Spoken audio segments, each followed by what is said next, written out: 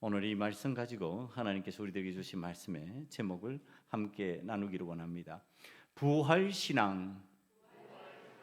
다시 한 번 더 해볼까요? 부활신앙. 고난 끝에 비참을 경험하며 죽음을 기다리고 삶을 부정적으로 살아가는 것이 세상이라면, 삶의 소망이 있고 긍정적 신앙의 현장이 있는데 이를 체험하는 것이 신앙인의 삶입니다. 이 신앙인의 삶을 성경에서 자꾸 이제 여러분들에게 이야기해 주니까 성경이니까 그렇지 이렇게 할 수 있어서 우리가 살아가는 현장에서 일어나고 있는 신앙인, 실제로 그가 정언하고 살아가는 방식, 부활신앙에 관한 이야기를 좀 소개하려고 합니다. 여러분, 이야기를 듣는 것은요, 이걸 도움으로 받으라는 것이 이게 본질이 아니에요. 그러니까 이야기를 은혜로 받지 마시고 말씀은 은혜로 받고요, 말씀을 은혜로 받고 이야기는 이런 신앙인들이 있구나라고 하는 참고를 해야 되는 사항입니다. 그러나 여러분들에게 죽음에서 일어난 부활신앙에 관한 정언을 잘 해주는 사람의 이야기, 여러분들도 알 수 있는 사람의 이야기를 잠깐 소개합니다.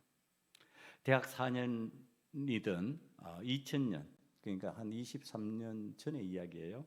7월 30일 학교 도서관에서 공부하다가 친오빠와 함께 차를 타고 귀가하던 길에 음주운전 차량이 일으킨 6중 추돌 교통사고를 당했습니다. 이쯤 되면 이제 생각나는 사람이 있을 수도 있습니다. 얼굴을 비롯한 전신의 55%가량 3도 화상을 입었습니다. 양 엄지손가락도 3도 화상 이상을 입었는데 나머지 4손가락은 4도 화상으로 넘어갑니다. 이 4도 화상 정도가 되면은 어떻게 되느냐? 뼈가 녹아내리는 상황이 됩니다. 그래서 마지막 마디를 전부 다 관절로부터 절단합니다. 한강성심병원뿐만 아니라 미국, 일본을 오가면서 40번이 넘는 수술을 했습니다. 얼마나 몸고생, 마음고생이 심했던지 절망이 찾아왔습니다. 죽음에 이르는 자살까지 시도하는 상황도 있었습니다.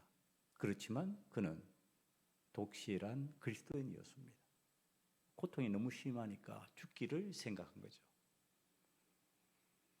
그는 하나님의 은총을 받았다, 이제 이렇게 표현을 합니다. 그 극심한 고통 가운데서, 그 극심한 고난 가운데서 절망을 모조리 이겨낼 수 있었습니다. 이렇게 간증합니다.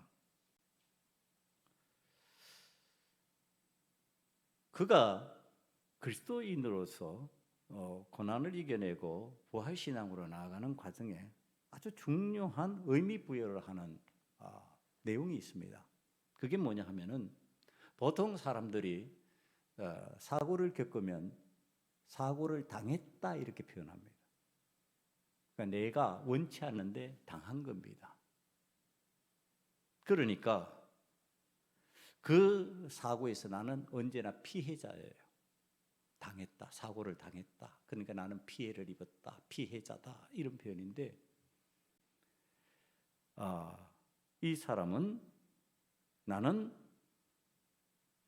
사고를 만났다 이렇게 표현합니다. 사고를 만났다고 하는 것은 뭐냐 하면은, 길을 가다가 우연히 아는 사람을 마주친 것처럼 그렇게 만났다는 거예요. 그러니까 지금 내가 사고를 만나서 그것이 나의 삶의 몫이 되었다, 이런 뜻이에요. 나 그거 경험하기 싫은데 억지로 내 삶에 찾아왔다, 이게 아니고, 나 그 사고를 만나서 3도 이상의 화상을 입고 전신을, 얼굴을 비롯해서 40여 차례 수술을 하고 지금 또 여전히 재생수술을, 여기 저는 이제 이런 것에 대해서 잘 모르는데 내용을 읽어보니까 그래요. 이 화상 피부는 당겨가지고 고통을 주기 때문에 이걸 재생하는 수술로 계속 살을 살려내야 된다고 합니다. 그러니까 계속 지금 또 수술하는 거죠. 워낙 광범위하게 화상을 입었으니까. 사고를 만난 이분이 자신의 삶을 표현하는 방식이에요. 자기를 소개할 때 이렇게 소개한답니다. 안녕하세요. 홀라당 타버린 여자 이지선입니다. 여러분, 자신이 홀라당 탔다고 표현을 하는 거예요. 그러면 사람들이 와, 홀라당 탔다니까. 탔는데 살았구나. 이어지는 그녀의 멘트입니다. 종종 사람들이 제 인생이 화끈하다고 하는데 솔직히 이렇게 다 타버렸는데 어떻게 제 인생이 뜨겁고 화끈하지 않을 수 있겠습니까? 이렇게 표현합니다. 고난과 고통으로 뜨겁고 화끈하게 살 수밖에 없는 상황이다. 이렇게 지금 그 고통스러운 순간을, 사고를 만난 것을 지금 표현하고 있는 겁니다. 어느 날은요, 엘리베이터를 탔어요. 뒤에서 아주머니들이 화상 입은 그녀를 봤죠. 그럼 여러분들도 어때요? 안타깝죠. 그러니까 앞에 사람이 있는데도 불구하고 안타까운 마음을 표현하는 겁니다. 그게 이제 흉보거나 이런 것이 아니고요. 어쩌면 좋지. 되었나 봐 이렇게 표현을 했어요. 그랬더니까 분위기가 어색하잖아요. 지금 앞에 사람이 있는데 뒤에서 이제 그 얘기를 하니까 이재선 씨가 뒤를 돌아보면서 웃으면서 하는 얘기예요. 된 게 아니에요. 홀라당 타버렸어요. 그리고 홀랑 타버렸다니까요 하면서 웃었어요. 그러니까 이제 자기의 고통을 그렇게 표현을 하니까 그 말하던 아주머니도 같이 웃을 수밖에 없는 거죠. 같이 웃는 거죠. 홀라당 타버렸다고. 된 게 아니라고. 홀라당 탄 거라고. 자, 이분이 미국에서 박사 학위를 받고 한동대학교에서 교수를 하다가 이번 23년 1학기부터 이화여자대학교 사회과학대학 사회복지학과 부교수로 재직 중입니다. 학교에는 교수의 서열이 있습니다. 강사, 조교수, 부교수, 정교수. 그러니까 나이가 꽤 들어도 조교수로 끝나는 사람도 있고요, 부교수로 끝나는 사람도 있고요, 정교수가 되는 사람이 그렇게 흔하지 않습니다. 다 교수님 그러지만 이제 40대 중반인데 지금 부교수가 됐어요. 유명 대학교에. 그럼 사람들이 와 그러겠죠. 여러분, 그 탄성을 지를 만한 상황을 이겨나가며 만들어낸 이지선 교수는 신앙인입니다. 고통과 고난에 함몰당한 것이 아니라 죽음으로 끌려가는 것이 아니라 그 고통과 고난을 이겨내고 죽음을 이겨내고 부활의 승리를 얻은 사람입니다. 그래서 그의 삶 속에는 산 소망이 있습니다. 포기하지 않습니다. 내일이 없는 것이 아니라 내일이 있습니다. 하나님께서 허락하신 내일이 있습니다. 그날 하루하루를 살아가는 겁니다. 왜 제가 이 얘기를 할까요? 제가 지난주 어르신들 가정을 신방했습니다. 이 신앙 상담을 순간순간을 하게 됩니다. 왜? 이제 하나님께서 부르실 날이 아무리 계산을 해도 그렇게 길지 않잖아요. 더 젊은 사람들보다, 어린 사람들보다는 길지 않잖아요. 그러니까 신앙 상담을 하면서 듣게 되는 답답한 고백이에요. 연세가 들면 자연히 찾아오는 게 뭐예요? 몸이 마음대로 움직이지 않는 고난과 고통이죠. 내 뜻대로 관절이 움직여주지 않고 내 몸에 병이 찾아와서 나를 힘들게 만듭니다. 면역성이 떨어지다 보니까. 그때 제가 부활의 소망이 있는지, 믿음으로 부활신앙을 갖고 있는지, 그래서 하나님의 나라에 대한, 하나님의 나라의 그 기업에 대한 기대치가 있는지 확인합니다. 그때 그 고통, 고난 때문에 다는 아니지만 들리는 말이 안 믿어진다는 겁니다. 이 세상을 살 날이 얼마 남지 않은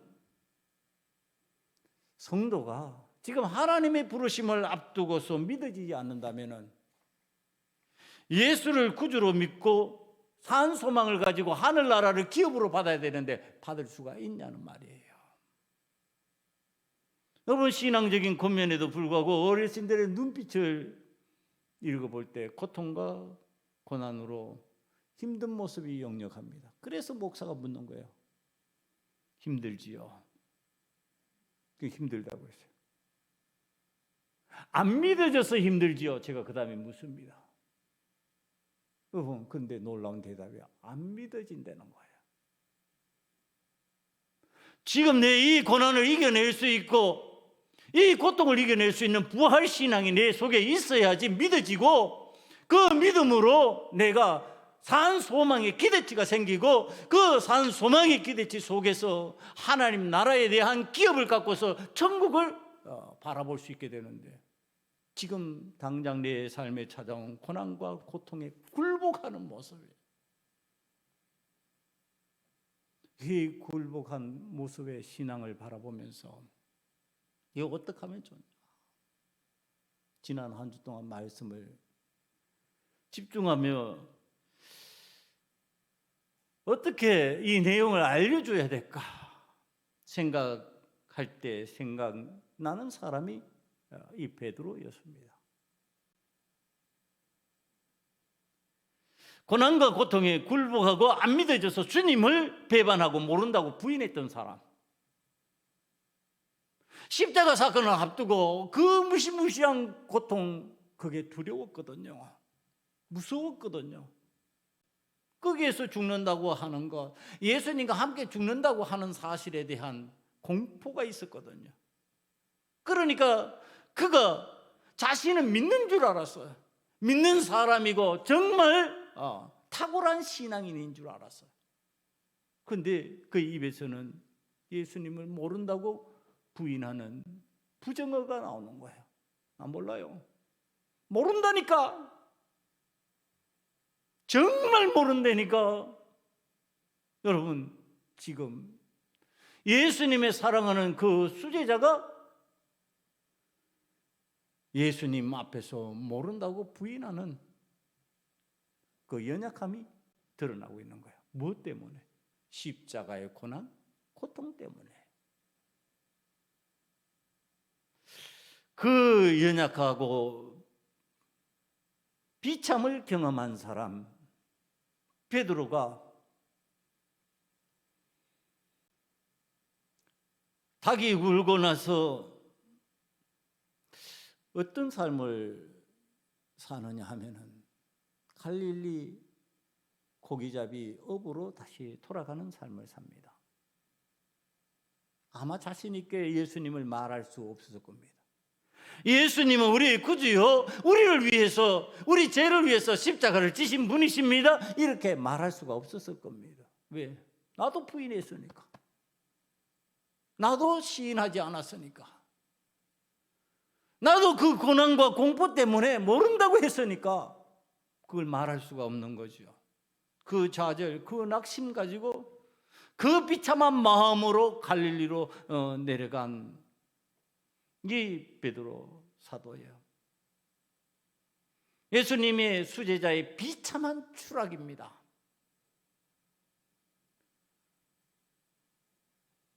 그 베드로가 하지만 그 자리에 부활의 주님이 찾아오셨습니다.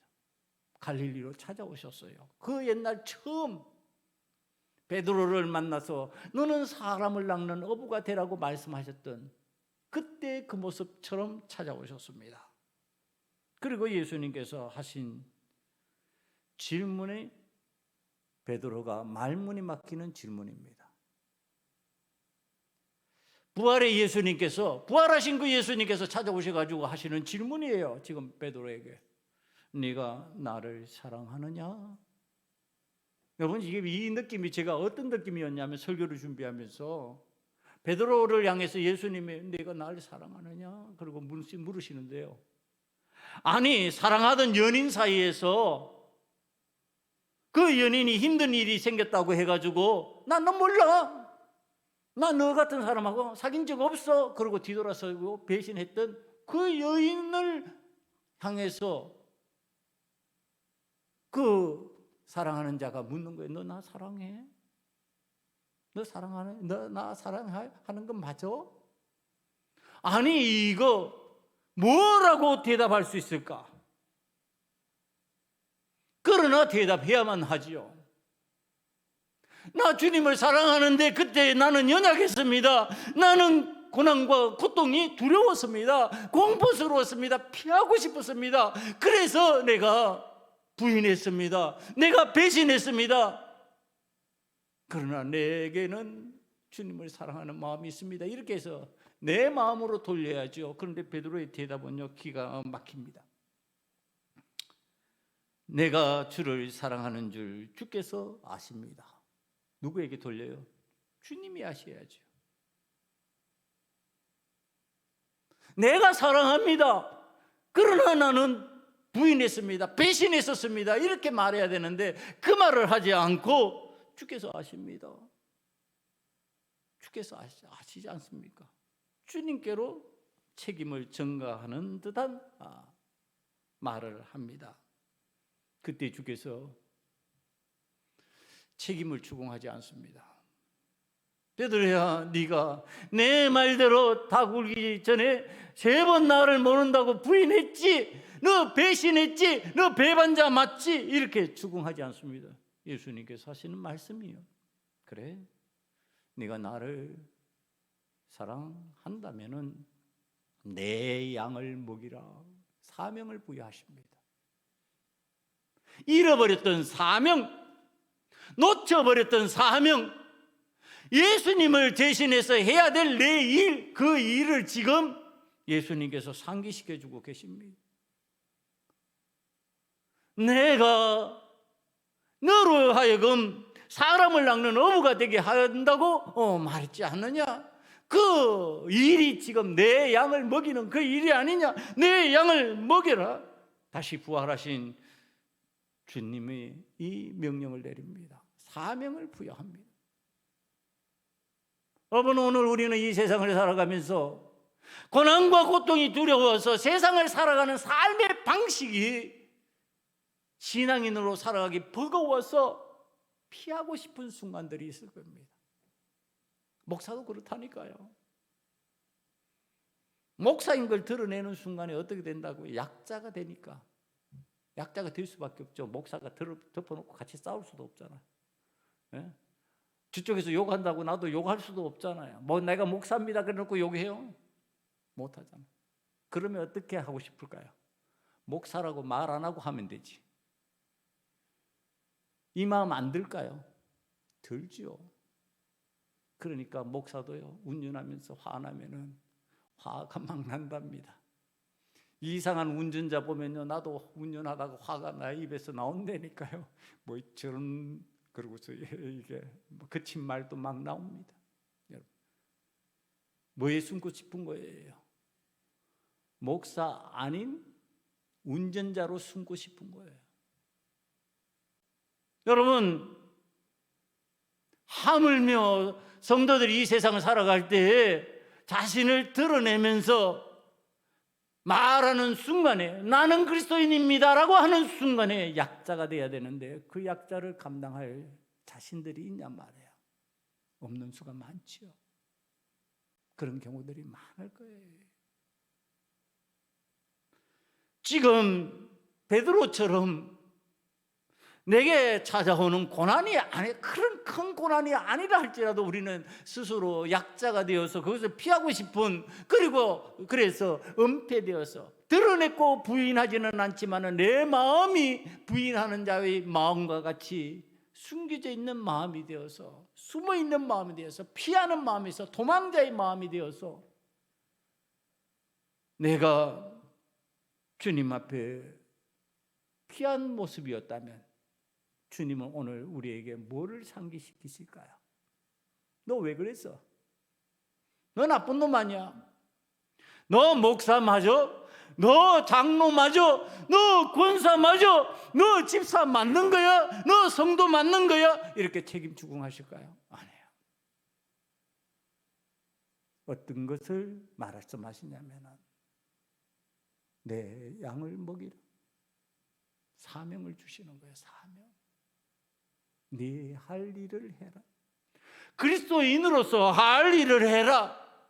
오늘 주님께서 그 명령을 주실 때 우리는 예루살렘으로 올라간 베드로를 기억해야 됩니다. 베드로는 예루살렘으로 다시 올라갑니다. 주님이 말씀하신 대로 이제 순종하기 시작합니다. 부활의 주님을 만났으니까 그 고난 끝에 죽고 끝나는 줄 알았는데 살아계신 주님, 살아나신 주님, 그 주님을 만났으니까 이제 부활의 신앙으로 부활의 소망이 생겼습니다. 그러니까 예수님 말씀하신 대로 움직이기 시작합니다.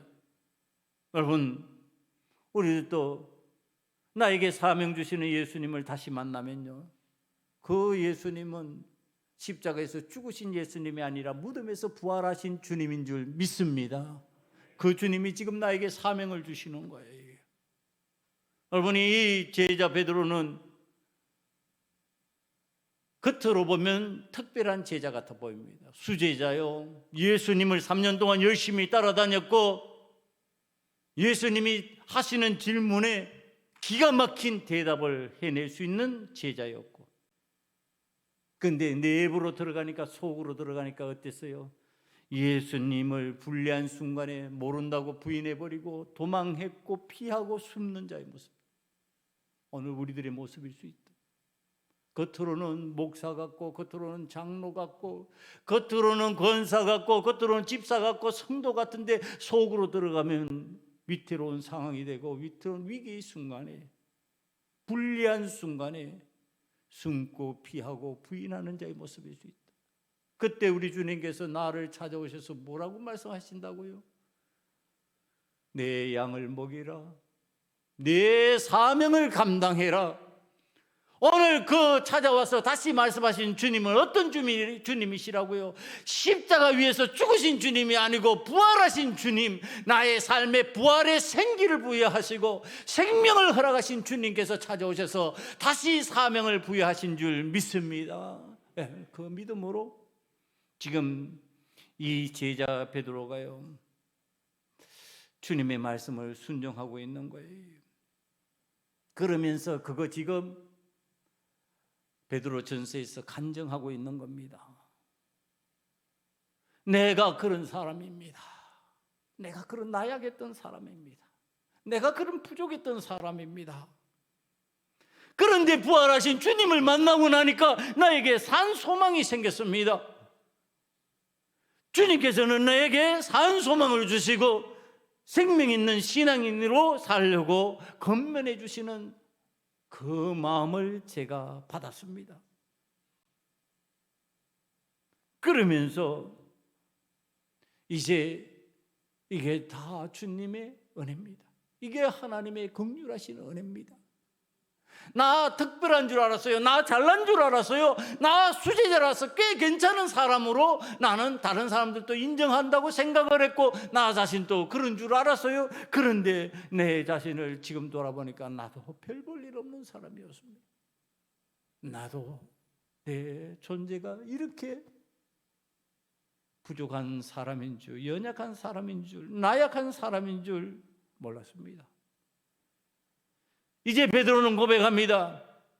나는 하나님의 은혜로 택하심을 입은 자일 뿐입니다. 사랑하는 성도 여러분, 저와 여러분은 잘나서 택함을 받은 것이 아니고 탁월해서 택함을 받은 것이 아니고 뭔가 대단해서 세상에서 공적이 있기 때문에 택함을 받은 것이 아니고 하나님의 은혜로 택하심을 받은 줄 믿습니다. 여러분, 저와 여러분은 하나님의 택하심을 받은 자, 하나님의 은혜예요. 베드로가 택하심을 받고 다시 지금 사명을 부여받고 있다면 우리도 하나님 앞에서 택하심을 받은 자가 아니냔 말이에요. 택하심을 받은 자니까 어떻게 하면 돼요? 사명을 감당하면 되는 줄 믿습니다. 여러분, 지금 예수 그리스도의 보혈의 공로로 내가 죄 사함을 받고 택하심을 받아 전적인 하나님의 은혜로 구원을 받은 내가 이제 그리스도인으로서 그리스도의 사람으로서 오직 값없이 받은 그 은혜를 나도 나눠야 되겠다. 나도 그것을 예수님처럼 다른 사람들에게 베풀어야 되겠다. 그래서 이 베드로가 그 일을 시행하고 있는 겁니다. 지금 베드로전서를 통해 가지고 베드로의 자신의 지위는 세상에서요 한낱 어부에 불과하다는 사실을 알고 있습니다. 다만 예수를 믿고 구세주로 따랐지만 그런 내가 얼마나 순식간에 공포에 휩싸이게 되었는지, 내가 얼마나 나약함으로 빠져들었는지 자신이 스스로 체험했는데, 이제 다시 부활의 주님이 찾아오셨을 때 나는 구원받은 제자가 되었고 사명받은 제자가 되었고 하나님의 은혜를 체험하고 이제 산 소망을 가진 자가 되었다. 지금 베드로의 고백입니다. 그러니까요, 이제 죽은 것 같은 내가 산 자가 되었어요. 소망이 없던 내가 소망이 생겼어요. 신앙의 기대치가 생겼고 하나님 나라의 기업에 대한 믿음이 생겼어요.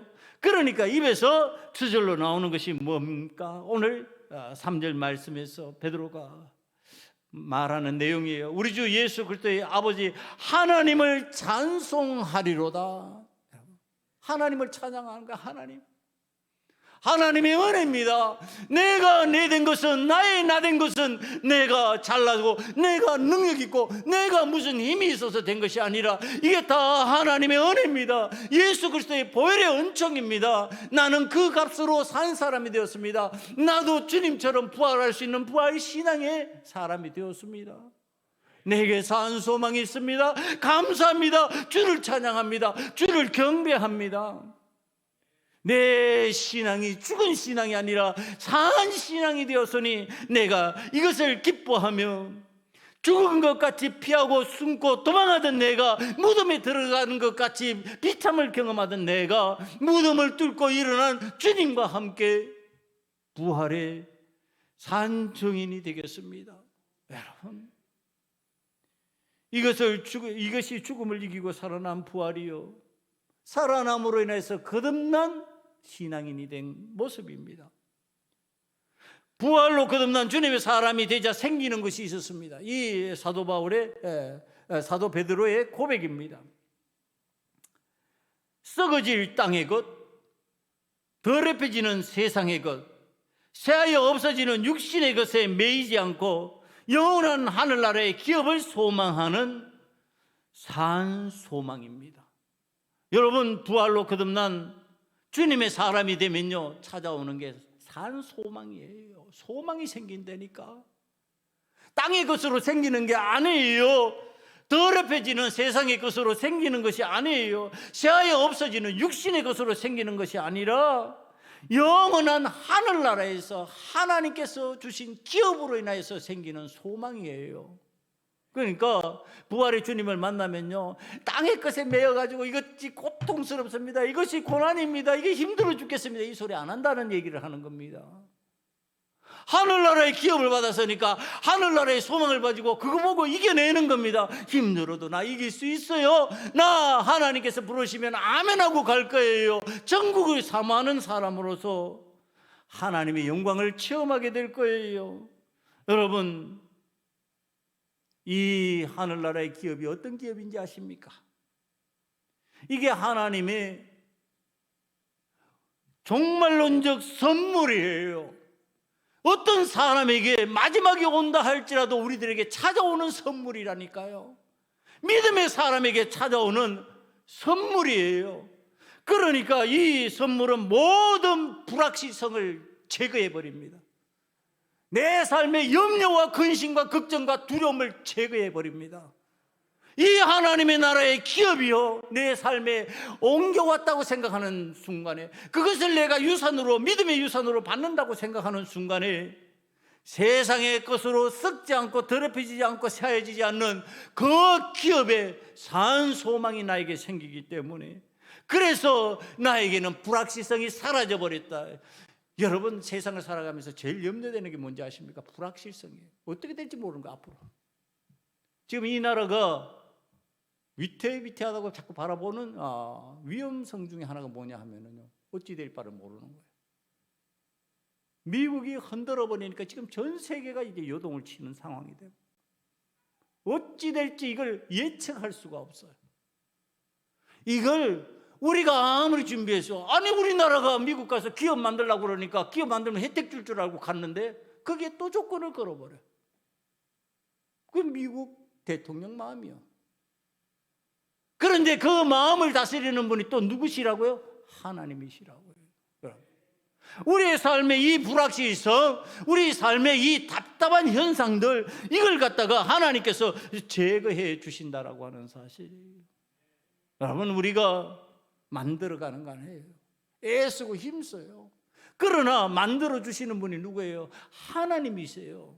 이런 위기 상황이 올 때, 이런 위험한 상황이 올 때, 이 답답한 상황이 왔을 때 우리는 다시 신앙적으로 바라봐야 되는 거예요. 내가 부활 신앙을 하나님 앞에서 갖고 있냐, 산 소망을 갖고 있냐, 하나님 나라를 기업으로 받겠다고 하는 마음을 갖고 있냐. 지금 한국교회 교회 성도들이요, 산 소망이 다 사라져 버렸어요. 하나님 나라를 기업으로 받는다는 것에 대한 희망이 사라져 버렸어요. 나는 부활신앙이기 때문에 하나님께서 내 삶의 불확실성을 제거해 주실 것이라고 하는 믿음이 사라져 버렸어요. 그러니까 세상이 염려하는 대로 염려하고 세상이 근심하는 대로 근심하는 거예요. 세상이 이 경제 어떡하지 그러면 그 경제 때문에 믿는 사람들이 쩔쩔쩔쩔 매는 거예요. 세상이 군사적으로 이렇게 위협 상황이 되면 어떡하지 그러면은 믿는 사람이 저 군사 우리도 저기에 대비해야 되지 않나 그러고 쩔쩔매는 거예요. 여러분, 불확실성을 누가 제거하신다고요? 여호와 하나님께서 제거하시는 줄 믿습니다. 여러분, 종말론적 선물을 받으면은요, 여호와 하나님께서 그 불확실성을 제거해 주시고요, 이 그리스도인들이 죽음을 이기고 이 땅에서 승리하신 주님을 따라 나도 부활 신앙이 될 때 나도 승리하게 된다라고 하는 사실, 그것을 믿음으로 받아들이고 그것을 아는 순간에 저절로 내 입에서는 뭐가 나온다? 기쁨의 찬양이 나온다. 여러분, 신앙생활 하시면서 세상을 살아갈 때 입술에서 찬양이 별로 안 나오면요, 하나님 앞에 회개해야 될 내용입니다. 입술에서 세상 말은 많이 나오고 입술에서 욕짓거리는 나오는데 찬양이 안 나오고 있다면 여러분, 그거 하나님 앞에 회개해야 될 내용이에요. 왜? 지금 베드로가 얘기하잖아요. 부활의 주님 만나고 산 소망 갖고 하나님께서 주신 은혜로 말미암아 내가 하나님의 나라를 기업으로 받는 사람이 되었다라고 하는 믿음의 확신이 생기니까 저절로 찬양이 나오더라. 저절로 찬송하게 되더라. 그런데 왜 찬송이 없냐 말이에요. 혹시나 내 속에 산 소망 사라진 거 아닙니까? 혹이나 내 삶 속에 하나님의 나라의 기업에 대한 소망은 사라지고 이 땅의 소망으로 가득 차 있는 거 아닙니까? 부활신앙이 없이 나도 죽으면 어떡할까라고 하는 두려움으로 벌벌 떨고 있는 거 아니냐는 말이에요. 지금 베드로는 십자가에서 죽음의 고통을 경험하는 예수님을 분명히 보았습니다. 분명히 봤어요. 십자가 위에서 예수님이 십자가에 못 박히고 머리에 가시 면류관 쓰고 옆구리에 창을 찔리고 손과 발에 못을 박히고 지금 고난 속에 떨어져 있는 주님을 봤어요. 고통 가운데서 신음하는 주님을 봤어요. 그 주님을 향해서요, 사람들이 어떻게 했어요? 침 태태태태 뱉었어요. 저거 사기꾼 같은 게. 저 죽을 수밖에 없는 인간이 그러고 침 뱉는 거 봤어요. 여러분, 그 고난의 순간, 고통의 순간에 수치를 당하고 부끄러움을 당하고 수욕을 당하는 것을 베드로는 분명히 봤어요. 그게 두려웠어요. 그게 무서웠어요. 그게 힘들었어요. 나도 예수 믿는다고 하는데, 나도 예수님의 제자라고 하는데 똑같은 일 당하면 어떡하냐? 그러나 예수님은요, 그 수욕을 잠깐 겪었을 뿐이에요. 3일을 지나고 난 뒤에 무덤에서 부활하신 예수님을 향해서 누구도 침을 뱉을 수가 없었어요. 부활하신 주님을 만나고 난 뒤에 그 놀라운 기적의 현장 앞에서 사람들은 숨을 죽일 수밖에 없었어요. 이제 도대체 어떤 일이 시작될까? 이제 도대체 이 부활의 주님으로 말미암아 어떤 사건이 이 세상에서 일어날까? 그게 성령 강림의 사건이에요. 예수님으로 말미암아 성령 강림의 사건이 일어날 것이다. 너희들 기다려라. 성령께서, 내가 성령을 보내마 성령께서 너희들에게 임하실 것이니까 너희가 권능을 받고 온 세상에 나가 복음을 전파하는 능력 있는 그리스도인이 되어라.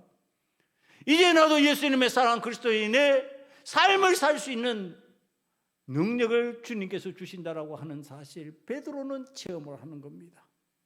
고통의 현장 십자가도 바라보았고요, 부활을 하신 주님도 만났어요. 그리고 성령 체험도 했어요. 그러니까 베드로가 나 부끄러운 사람이에요. 이게 전설적인 얘기입니다. 나 부끄러워요. 예수님처럼 나는 죽었어요. 예수님을 부인했던 부끄러운 사람. 나는 똑바로 십자가에 못 박지 말고요, 거꾸로 십자가에 좀 매달아 주세요. 그래서 거꾸로 십자가에 매달고 죽었다는 전설과 같은 얘기가 있어요. 여러분, 베드로가요, 죽기까지 이제는 두려워하지 않습니다. 산 소망이 있고 하늘나라에 대한 기업의 소망이 그에게 있었어요. 그 신앙적 기대치가 있었어요. 부활신앙이 그 삶 속에 들어오니까 이제 세상 것 때문에 도망하고 피하고 숨는 자가 아니에요.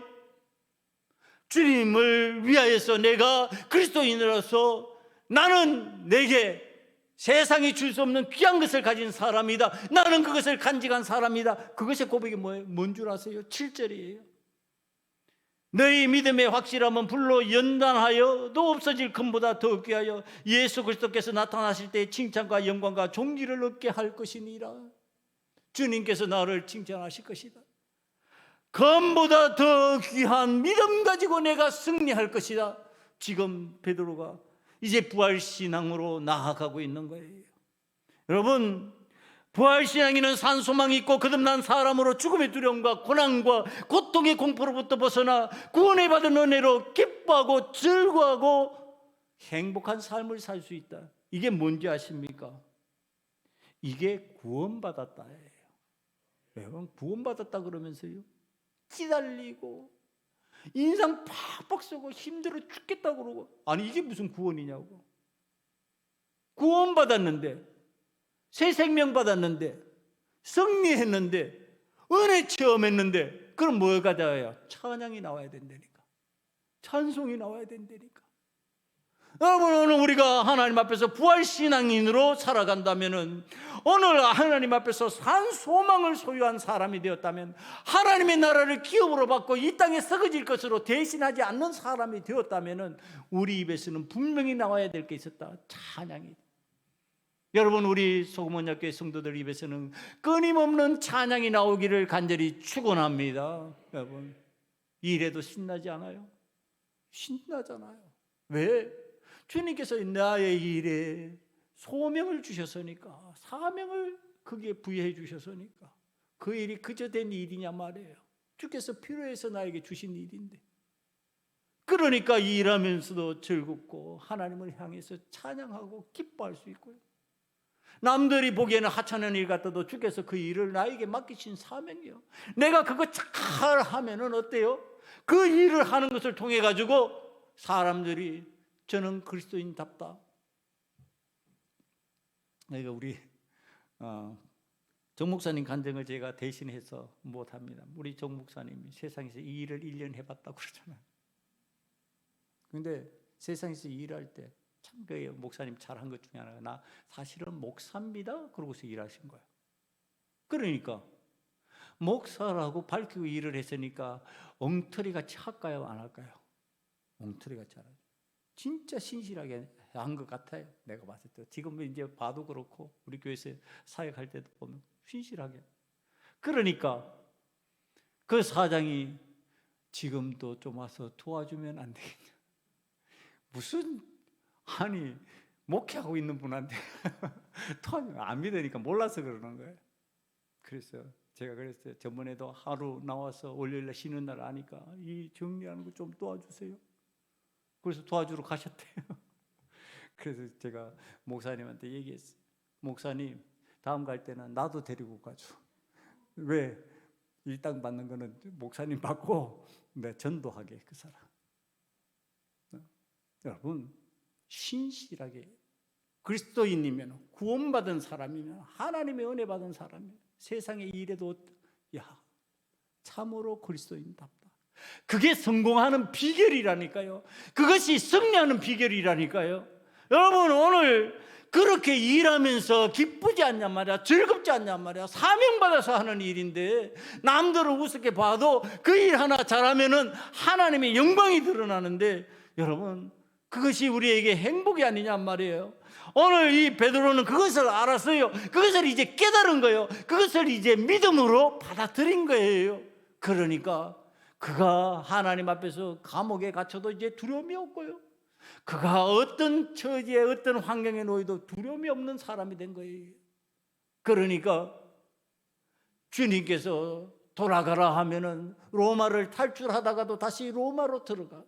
그곳에서 죽어라. 예, 죽겠습니다. 이렇게 되는 거죠.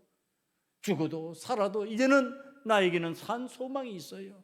나에게는 그 소망으로 인한 하나님 나라의 기업이 나에게 들어와 있다고 하는 확신이 있는 거예요.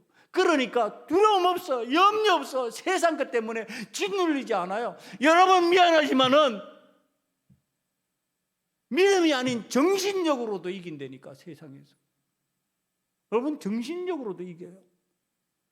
정신력으로도 극복이 되는데 왜 우리가 믿음으로 못 이기냔 말이야. 믿음은 정신력을 극복하는 건데 여러분 하나님 앞에서 왜 고통과 고난에 찌들려 가지고 안 믿어져요라고 하는 말이 입에서 나와야 되냔 말이에요. 여러분 우리는 믿음의 사람이에요.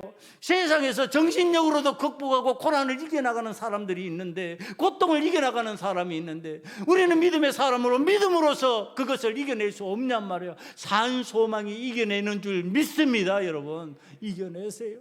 담대하세요. 두려움에 찌들지 마시고 근심하지 마시고 여러분 무슨 일이 있든지 주께서 주시는 부활의 신앙으로 산소망을 가지고 하나님 나라를 유업으로 받은 하나님의 자녀답게 당당하게 그 고난과 고통 가운데서 승리하신 주님을 믿음으로 받아들이고 그러면 하나님께서 필요하시면 치유하실 것이요 하나님 필요하시면 이지선지 같이 재생수술을 끊임없이 해야 되는 가운데서도 하나님의 영광을 드러내게 하실 것이다. 여러분 40여 번의 수술 저는 한번 받아보니까 이게 보통 일이 아니구나 알겠더라고요. 예? 그런데 40여 번을 넘게 한데 앞으로도 많이 남았을 거예요. 계속 할 거예요. 아마 전신이 탔으니까. 그래도 하나님 생명 주신 하나님 앞에 당당하게 이겨나가면서 나 홀라당 탔어요 이렇게 표현할 수 있을 정도로 담대하잖아요. 여러분 우리 하나님 앞에서 여러분 삶이 홀라당 탔습니까? 좀 된 거 가지고 난리치고 있지는 않습니까? 좀 된 거 가지고 이거 아파 죽겠다고 그냥 신음하고 끙끙 앓고 어떻게 치료해야지 그러고서 불안, 노심초사하시는 거 아닙니까? 오늘 하나님 앞에서 우리는 담대해질 수 있습니다. 부활신앙으로 승리할 수 있다고 하는 사실 여러분들이 믿음으로 받아들이시는 이 시간이 되시기를 간절히 축원합니다. 기도하시겠습니다. 이 시간에 우리 다 함께 하나님 앞에 간절히 기도합시다. 우리 부활신앙 갖게 만들어 주시옵소서. 아버지 하나님의 소망의 주님을 산 소망으로 만나고 살아가게 만들어 주시옵소서. 하늘나라를 기업으로 소유하는 자가 되게 만들어 주셔서 땅의 것에 얽매이지 않게 만들어 주시옵소서. 세상의 종로로 타지 않도록 도와주시옵소서. 이 시간에 다 같이 통성으로 하나님 앞에 간절히 기도드립니다. 아버지 하나님, 하나님 아버지에서 부활 신앙을 갖기를 원합니다. 우리가 예수님과 함께 십자가에서 죽고 무덤에서 부활하는 부활 신앙을 가짐으로 인해서 산 소망이 생기기를 원하며 아버지의 고통과 고난에 굴복하는 자가 아니라 고통과 고난을 이겨내는 믿음의 사람이 되기를 원합니다. 아버지 하나님이야, 힘들다고 아버지면 안 믿어져요 외치는 자가 아니라 믿어집니다. 아버지 하나님, 하나님을 믿음으로 내가 이겨낼 수 있습니다. 하나님 앞에서 승리하는 우리 소금원역교회 성도들, 우리들이 될 수 있도록 도와주시옵소서. 아버지 하나님, 우리가 믿음으로 능치 못함이 없다라고 하신 하나님의 말씀을 기억합니다. 믿는 자에게 능치 못함이 없다고 하신 그 말씀대로 믿음으로 산 소망 가지고 부활신앙으로 승리하게 만들어 주시옵소서. 고통과 고난 가운데서 낙심하는 자 있습니까? 일어서게 만들어 주시고 아버지 하나님을 믿음으로 인하여서 하늘나라를 유업으로 받은 믿음의 사람답게 담대히 세상을 살아갈 수 있게 만들어 주시옵소서. 예수님 이름으로 감사하며 기도드리옵나이다. 아멘.